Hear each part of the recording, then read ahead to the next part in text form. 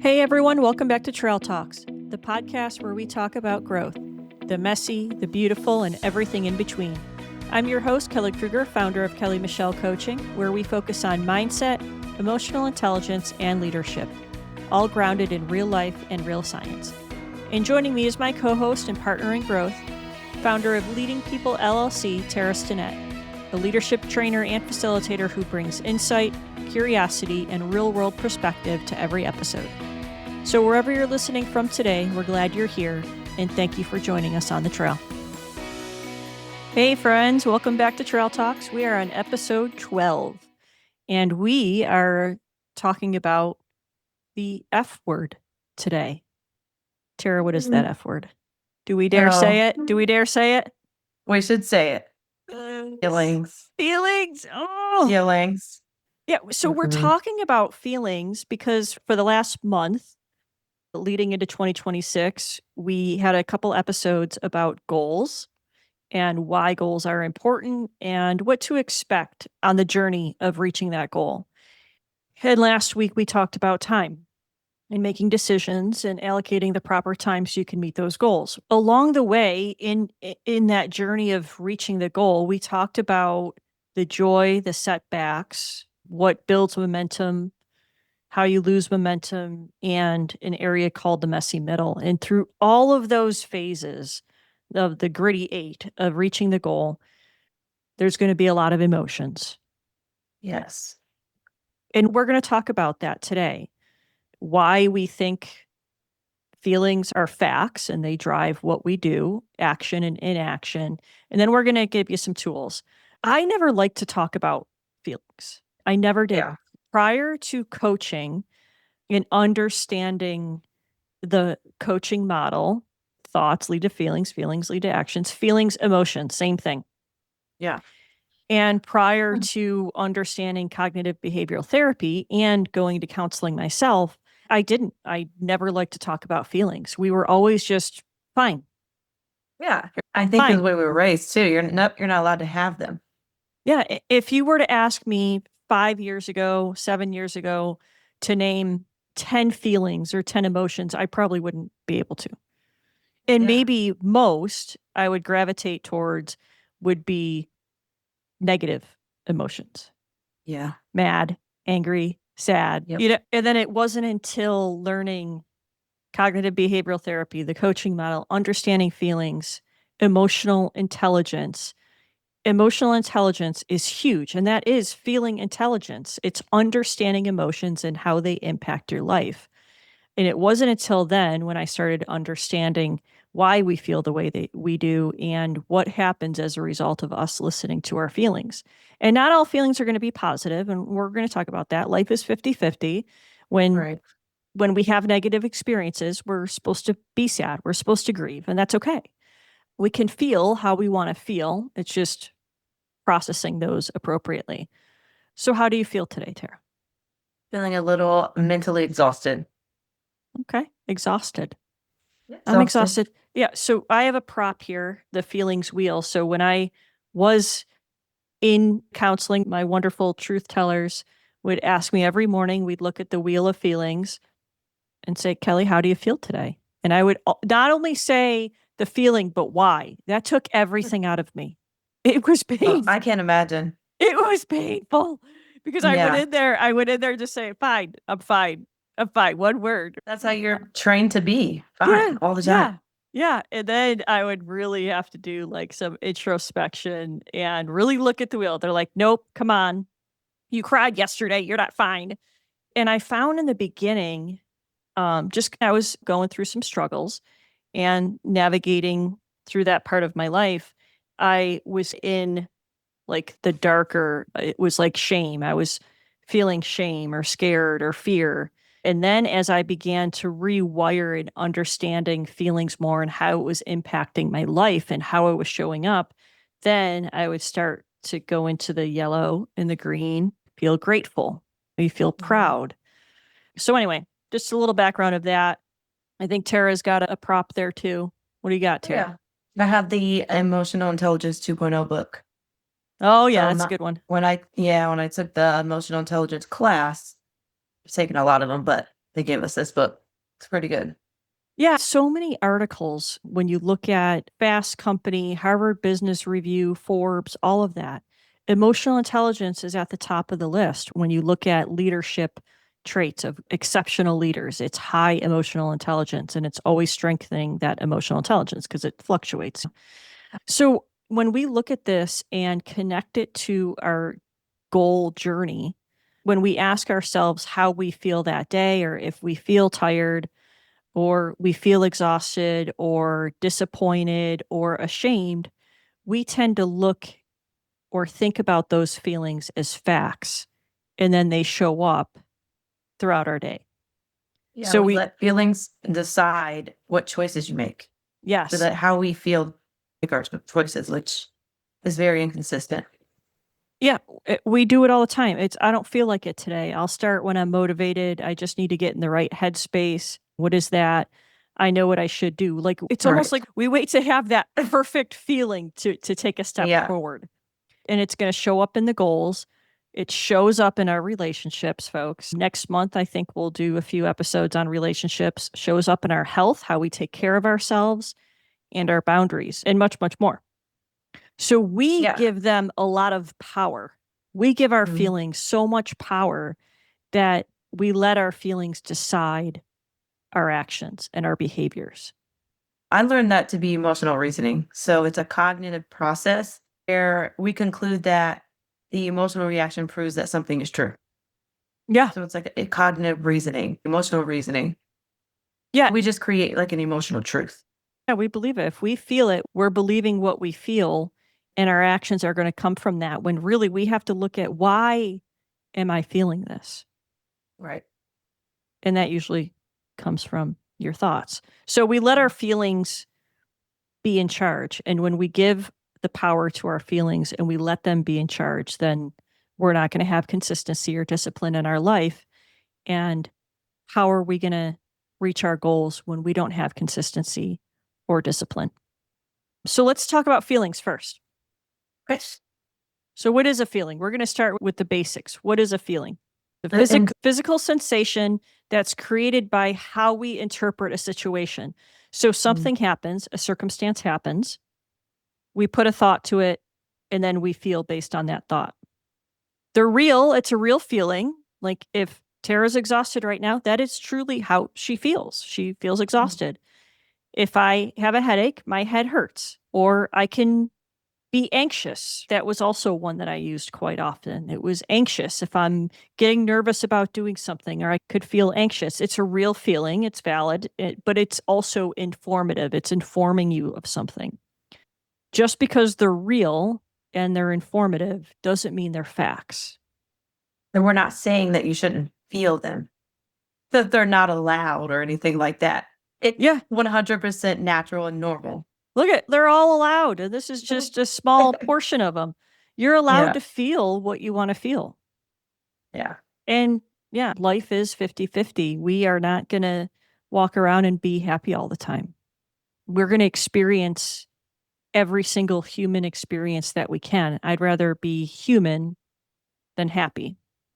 So, this is where emotional intelligence comes in. So, we talked about feeling. It's a physical sensation in our body that comes from us interpreting something. Emotional intelligence is the ability to recognize the feeling, recognize that emotion, understand it, and manage it. So it's still going to show up, but instead of you quickly acting upon that feeling or emotion, emotional intelligence is going to make you a little bit more curious about it. Yeah, I read something about emotion versus feeling, and that the difference is having and knowing. So, for some people, the emotion and the consciousness of it are not strongly connected. So, they don't even realize that they're fearful, angry, or depressed until it becomes so persistent that it drags them into a severe mood, which then makes them recognize it. So, Oh, you have these feelings that you just don't recognize. And so it's the difference between having and knowing. The emotion is you're having it. Knowing the feeling is usually the knowing part of it. So the mm-hmm. knowing is, oh, I guess I've been really sad about whatever, or I've been afraid or fearful of these things. But you didn't notice that your body was having those sensations or that you were going through those emotions until it became severe enough. And I guess a lot of people don't have the ability to connect the two. Yeah. So I that's mean, where emotional intelligence comes in. yeah. When did you start hearing about emotional intelligence? That Oh, concept? 10 years ago? yeah, I would say. Yeah, because it was Daniel Goleman. Is it Daniel Goleman, the author? I Uh, think he was the one that like created the concept of it, and now it's a huge thing. But it's almost like a buzzword now. yeah, it's a concept. It is Yeah, how smart are you about your emotions? Because we do things and we don't do things based on how we feel. right. Yeah. But really, when we were in school, did you learn anything about emotional intelligence? No.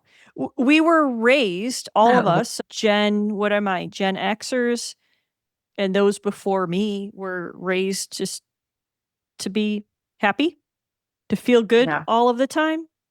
And I always say that.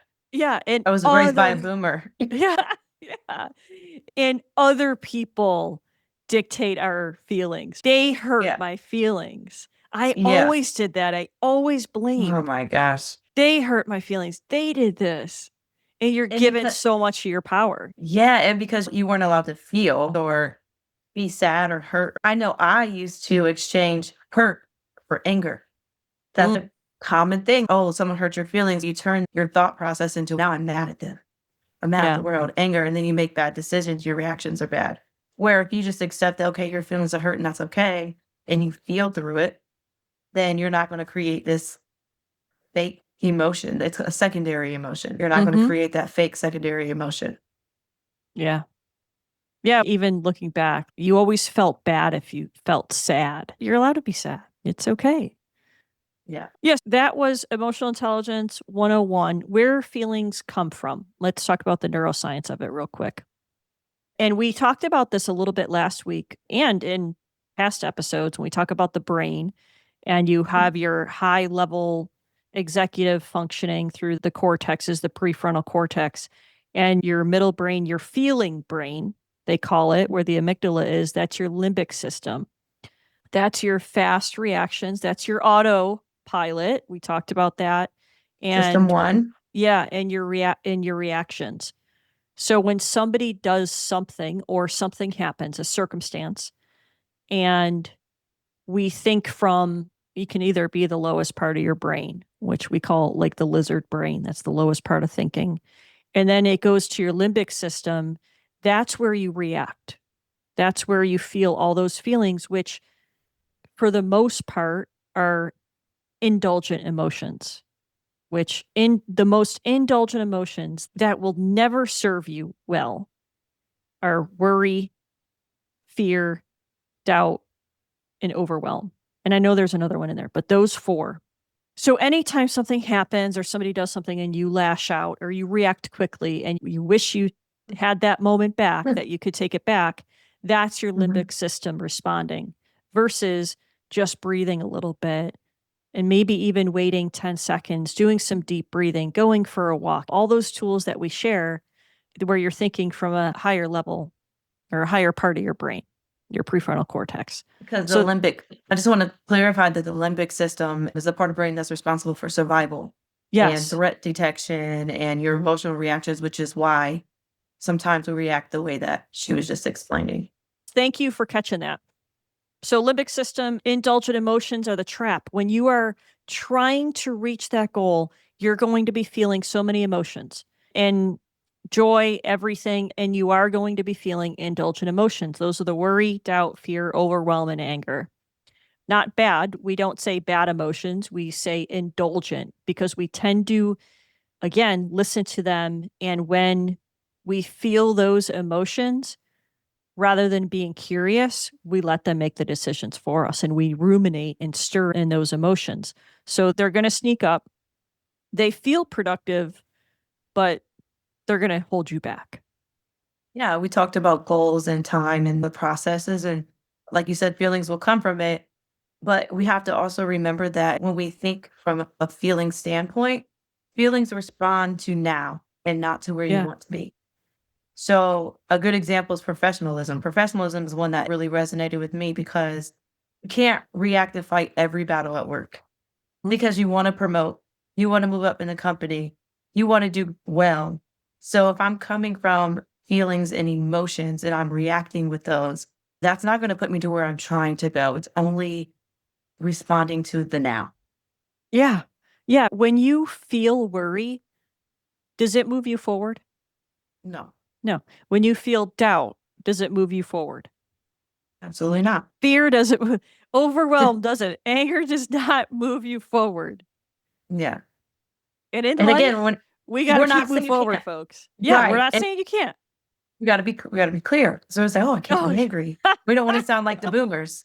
you can No offense feel to the boomers. whatever you can feel whatever you want to feel. You could feel worried, you could feel fear. What we're saying is when you feel those, be curious. Here we go. Why? Yeah. Feel it.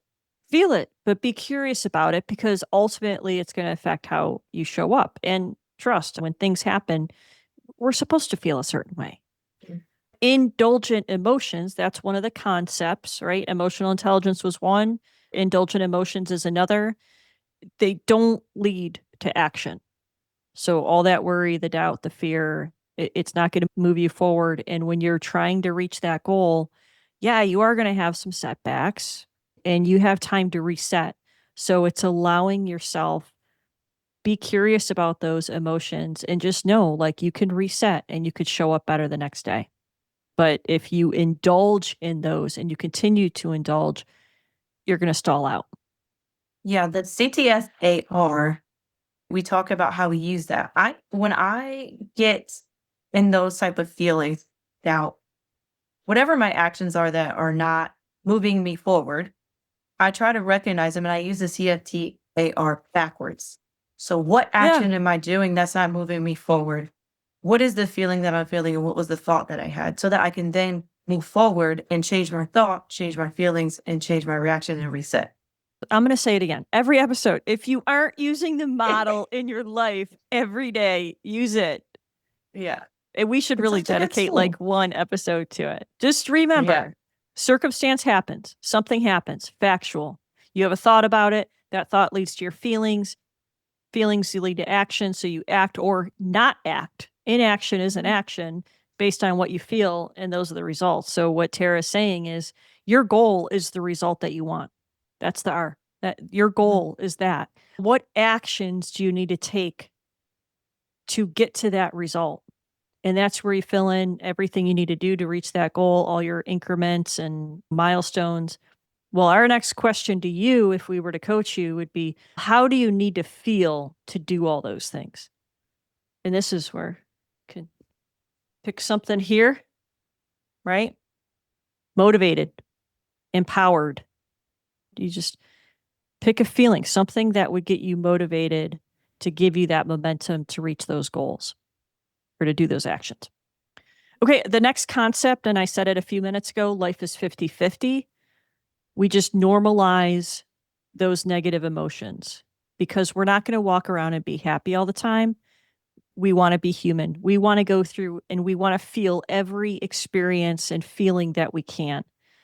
But we are supposed to feel grief. We are supposed to be sad when sad things happen. We can be disappointed and we can feel hurt. We can feel everything we want to feel. Emotional intelligence isn't avoiding those emotions. Like we said, we expect you to feel those. It's just allowing them without living in you. So it's allowing it and then being curious about it. So we are meant to feel negative emotions, not build our lives around them. For those that are not as familiar with emotional intelligence, can I ask you to explain what you mean by be curious? Oh, Like, you're asking me? Oh, I thought you were yeah. asking. Nope, asking you. Explain because you keep saying be curious about it. What do you mean? I Why? know what you mean, but Yeah. Yeah. I'm going to use the model backwards and I'm going to say, why am I feeling worried right now? Why do I feel anger or overwhelm? And that's going to lead me to think, what am I thinking right now? What are the thoughts I'm having about what I'm about to do or what just happened? So it's yes. exploring the why behind it. And it's all up here, it's all in your thoughts. It's the thoughts that are surrounding it. And it may be something because our brain works on predictions and habits, Yes. that Mhm. it might be something new. It might be the discomfort that you feel.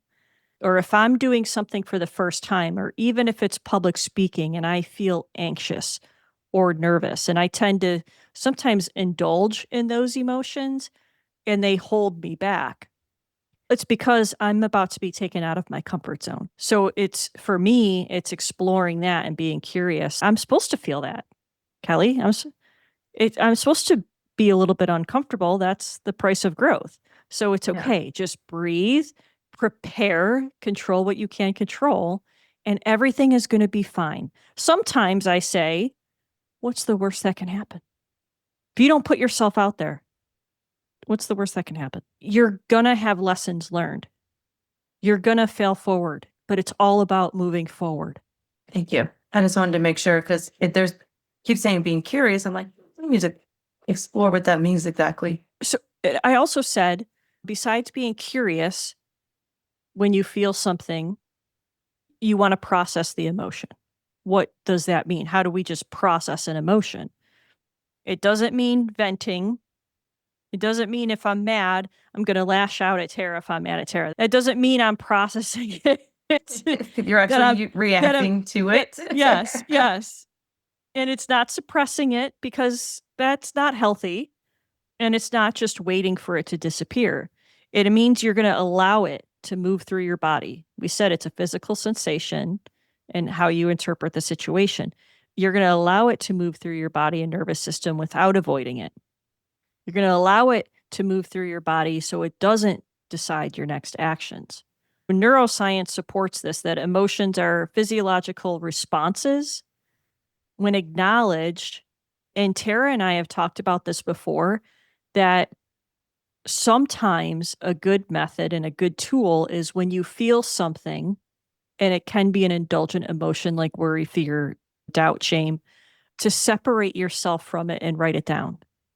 Do you remember that? Because when Yeah, you I do. separate yourself from it and you write it down, you're taking yourself out of your body and looking at it objectively. So that could be another way of processing it. But when you resist it or you try to avoid it, which we've done for a very long time, Yeah. because we didn't think we were allowed to feel negative feelings. But when you resist it or avoid it, then it's just going to linger. It's almost like sometimes when you grieve, you go through the feeling versus trying to go around the feeling. The best way to do it is to go through it. And there's plenty of models out there that you can find on Google because we talked about the change curve when we were talking about change, but how it also works with grief, the cycle that you go through. So we all have a similar system or cycle that our body and brains go through. Yeah. So there's a ton of tools out there that you can find to help deal with each emotion, not just grief or change or changes in an emotion, but Yeah. And you feel so many emotions when there's change. So the other yeah. concept that we just talked about, what feeling through versus feeling around, we just want to make sure we get that across clear. Feeling around emotion looks like numbing it, so avoiding it, scrolling when we feel sad or bored or stressed or worried. We tend to go on autopilot and pick up our phones and maybe scroll or avoid or overthink. Feeling through looks like naming it. Just like we said, maybe just name it. Kelly, you're anxious or you're nervous because you're about to do a public speaking event. It's okay. Just breathe. It's okay to feel that.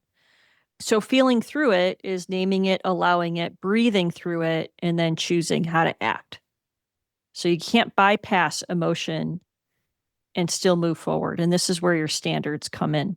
So our standards, the next concept is how feelings drive action, which was part of the cognitive behavioral therapy, the life coaching model. Feelings influence action, action creates results. If feelings are in charge, if we let them rule our lives, we're going to have inconsistent action because we're going to feel so many different things and just keep acting based on all those different feelings. We won't have boundaries, and then we're going to stall out. It's not going to keep us moving forward like we want. I like to think about it like a toddler who doesn't know what these emotions are. They have no clue. Yeah, we don't know either, but they really don't know the emotions and what they're going through and how they're feeling. And Vanessa told me about these little stuffies. I think you have them too, right? I do. The Yeah. little stuffing, yeah, for the I love kids, and them. it has the angry face, the sad face, all these things. And when your kid is going through something, you tell them to point out which feeling they're having so that they can understand it and process it. And because back in the day, we just get a whooping, right? What are you screaming for? What is wrong with you? You get a whooping, you go to your room, and they don't acknowledge that you're actually having some type of emotion, some type of feeling. And I know it's a world of difference when I allow my son to point out the feeling that he's having. And then it helped me Yeah. understand where he's at instead of being angry at him. Yeah. And Yeah. yeah. Yeah. Kids now in school are getting the, I don't know what phrase they're calling it, but they're getting something on emotions or emotional intelligence. Yeah. They are getting that now. Yeah. We have the little poster up where he can choose how he's feeling. So if he's sad, or I don't have it hanging up now because we're moving, but I would say point to whatever you're feeling. And when Yeah. he's mad, he makes sure he Points points with to that one that extra hard. red, he points to that red face. He points to that red face. And I said, okay, you're allowed to feel that. You're allowed to feel it. But But it's important that, for us to do that too. yes, but now it's out there. Like we see emotional intelligence. We see it in all these articles. We see it in all these companies. We are emotional intelligence coaches. But what is that movie? What is that kids movie? The Inside Out. Oh, Like, Inside Out. We okay, love that movie. brilliant, brilliant. Yeah. I love that movie. And Yeah. I do too. how brilliant it is to base these characters off of feelings. It even made me, I learned something from that movie, I think. Yes. What? Yeah, that was amazing. That was brilliant. Yes. We used to show it when we did our emotional intelligence class. We used to show a couple clips from that. And one of them was the sadness when one of the characters felt sad. And because we always think that when somebody is sad, that we need to quickly get them out of their sadness so they could be happy. Happiness. We need to get them to the happy 50 instead of the sad 50, right? The life is 50-50. And it Yeah. showed the clip when blue or sadness. I'm sorry for the listeners that I don't It know was everybody's. sadness. Sad. It was Yeah. depression, I think. And then And sadness Joy, consoled. yeah, Yeah. Joy went up to him and wanted to quickly get him out of his sadness, out of his funk, and get him happier. And he wasn't until sadness went up to him and just sat with him. That's Mhm. it. He didn't need anyone to fix his problems.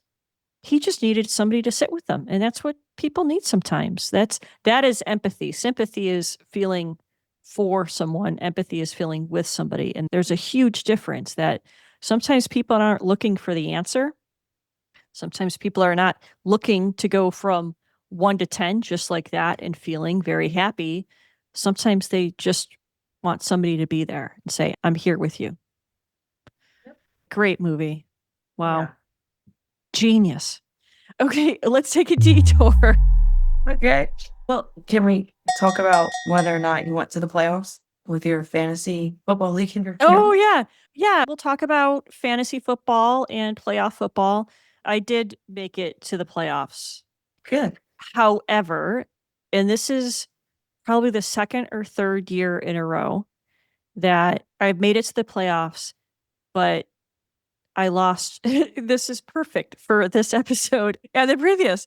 I lost momentum. Like I started losing a little bit of interest, and I don't know why this always happens at the end of the season, but I didn't set my lineup. I You just didn't, you I didn't forgot? I don't want to say I forgot because I thought about it and I just thought I'm sure it's fine. Whereas in the beginning of the season, I have the joy and I have the excitement and I'm like, "Yep, I'm going to win. This is how I'm going to set it up. I'm going to analyze everything." And then towards the end of the season, I'm like, I'm sure the lineup's fine." No, because somebody I had on my bench scored like 25 points. Oh, And God. I didn't do any analysis or anything, and I lost in the first round of the playoffs. But I will say I love the league and I will do much better next year. That so first and second place, they were in there for the championship, and it went down to the last game in week 17 because we don't have week 18 because it usually some of the teams like don't even play their starters. But this championship game, I will say, was the best championship game I've ever seen in our fantasy football league. And I need to look it up, the score. It was so close. I'm in bed following the game because it was so late. And I'm like, oh my God, there is no way. The winner was losing by over 40 points. What? Before, I forgot what team played, was losing by 40 points. And I thought, there's no way. There's no way he's going to win. And he did. I'm looking it up. So this was the final score of the championship game. I can't believe this. 170.62. And second place was 170.44. What? I couldn't believe it. I couldn't believe it. It was unbelievable. So Anyway, was our girl Jill second place? Because she Jill talked a lot of cash third. money. She was third. I think she was pretty happy with third because she got her money back. She got her entry fee back. Okay. I'm like, okay, go ahead. Yeah, she was pretty happy. She did pretty good. It was a great season. We're actually talking about having an end of season virtual banquet. So Jill is banquet. So Jill is helping out with that. We're going to give out some awards, some virtual awards. And then when everybody's in Buffalo, or hopefully most of us are in Buffalo over the 4th of July, we'll present the trophy, because the trophy is in Florida, in Jacksonville. Okay. And I'll talk about Jacksonville in a second with my aunt and uncle. So I'll pick it up at some point and then we'll bring it to Buffalo. But yeah, not as much chatter in our league as previous years. Not as much family drama. So we got to pick it up a little bit next year. We got to have more drama. Yeah. You guys are more elaborate than most. You have virtual banquets and awards and trophies. We're fantasy football. Yeah, we got to do better. Impressive.